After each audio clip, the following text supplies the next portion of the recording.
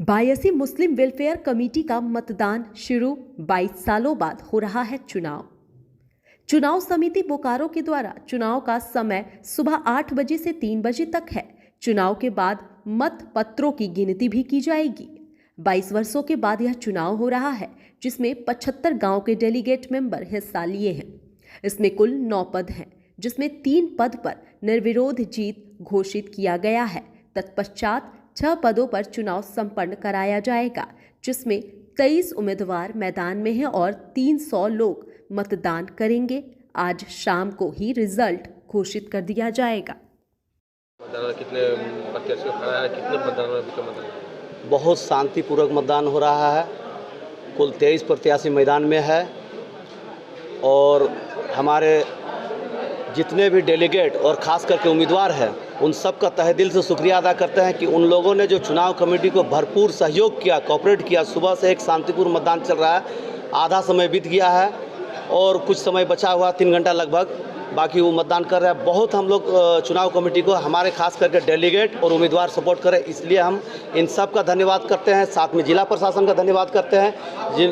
जिला प्रशासन ने हम लोगों को जो है मजिस्ट्रेट डिप्यूट किया है, पुलिस प्रशासन का बल किया है। कब तक चुनाव का परिणाम आ जाएगा? रात होगी, आज ही घोषणा करना है। ये बोकारो बायसी मुस्लिम वेलफेयर कमेटी का 22 साल बाद चुनाव हो रही है। ये हमारी तंजीम 80-82 साल पुराना है। इसका संस्थापक हजरत दाता कुर्बान अली शाह बाबा रहमतुल्लाह अलैह सुरजुडी के, उन्हीं ने इसका नींव डाला था और माशाअल्लाह अब तक बहुत ढंग से चलती आ रही थी। इसका चुनाव 22 साल बाद अभी हो रहा है और मैं सारे प्रत्याशियों से, सारे डेलीगेट से और हमारे जो सरपरस्त हैं सभी से आग्रह करूंगा कि आप अपने मतदान का प्रयोग बहुत सूझबूझ और इखलाक और मोहब्बत के साथ देने का काम करें। ये चुनाव एकदम ट्रांसपेरेंस हो। आप और किस पद पे खड़े? मैं सदर पद के प्रत्याशी प्रोफेसर ऐनुल अंसारी बायसी मुस्लिम वेलफेयर कमेटी का प्रत्याशी हूँ और मैं सदर पद के लिए खड़ा हूँ। अगर आप सदर पद के लिए खड़ा है और आप चुनाव जीतते हैं, विजय प्राप्त, तो क्या करिएगा? 22 चलिए, अल्लाह का शुक्र है, मैं चुनाव जीत के आता हूँ इंशाअल्लाह।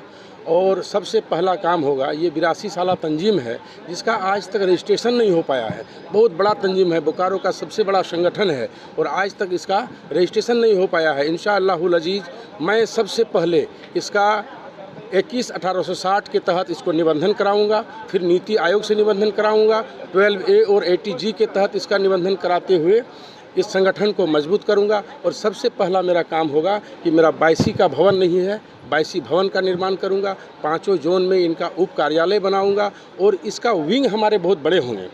ये जो मेरा मूल कमेटी होगा, केंद्रीय कमेटी होगा, उसके बाद मैं एक सरपरस्तों का कमेटी बनाऊंगा।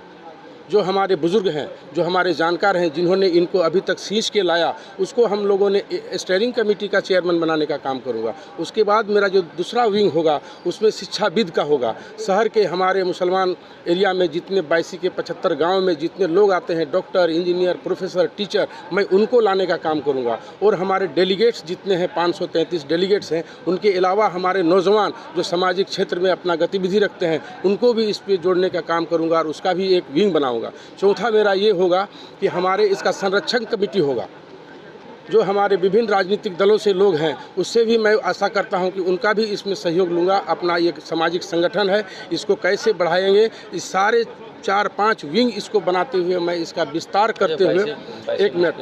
करते हुए मैं विकास की ओर अग्रसर होऊंगा। आज के हालात जो मुसलमानों की है कि मेरा कोई रजिस्टर्ड संगठन नहीं है, ये संगठन हमारे मुस्लिमों का आवाज़ होगा, हमारे नौजवानों का आवाज़ होगा, हमारे मस्जिद और इमामों का आवाज़ होगा। और मैं सारे लोगों को जोड़ते हुए हमारी जो फंड का प्रक्रिया होगा, माइनॉरिटी फंड है, वक्फ बोर्ड का है, आपका माइनॉरिटी का है, ये कल्याण फंड है और ONGC CSR है, सेल CSR है, रेल CSR है, ये सेल CSR है, वहाँ से मैं सारे पैसों को अपने संगठन के माध्यम से लाकर अपने विभिन्न गांवों में, जो हमारे बायसी के अंतर्गत जो काम आते हैं, जो गांव आते हैं, सारे गांवों को विकास करने का मैं काम करूंगा सबके सहयोग से। बहुत सारी समस्या भी दिखे आते हैं मुस्लिम बायसी में, समस्याओं से निपटारा आप कैसे करेंगे? बहुत सारी हमारी छोटी छोटी समस्या है।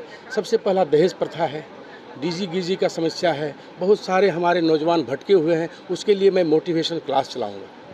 हमारे मदरसे जो हैं, मदरसे में उर्दू और अरबी की सिर्फ पढ़ाई होती है, मैं उसको हाईटेक से जोड़ते हुए मैं अपने तंजीम की ओर से उस मदरसा में उर्दू अरबी के साथ मैं इंग्लिश हिंदी, साइंस और मैथमेटिक्स का टीचर देने का काम करूंगा। हर गांव में जो हमारे मकतब हैं, हर मकतब में एक एक इमाम हमारे हैं जो उर्दू और अरबी की पढ़ाती हैं। मैं चाहूँगा कि वहाँ 2-2 शिक्षक बैसी फंड से हम हर गांव में देने का प्रयास करूँगा और बच्चों को तालीम से जोड़ूंगा, क्योंकि अल्लाह का सबसे बड़ा हुक्म है कि इकरा बिस्मि रब्बिकल लज़ी। जब हमारे नबी पर वही नाजिल हुई तो इकरा का माना पढ़।